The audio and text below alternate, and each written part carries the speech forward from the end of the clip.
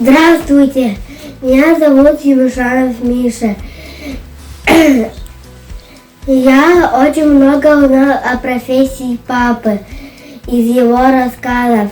И хочу вам рассказать о нем. Мой папа Юшанов Афанасий Викторович. Он выбрал нелегкую профессию. Он работает пожарным, авиалесоохране. Он каждое лето тушит лесные пожары и спасает природу. У леса есть злейший враг – это огонь.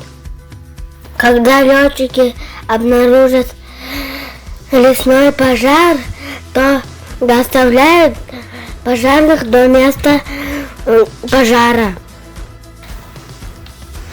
Пожарные находятся в лесу до тех пор, пока не потушат огонь. Берегите лес от огня. Не бросайте горящие спички, не зажигайте костер, не оставляйте мусор. Лес – это наше богатство, которое надо беречь и охранять. Я очень горжусь своим папой за то, что он выбрал такую смелую и нужную профессию.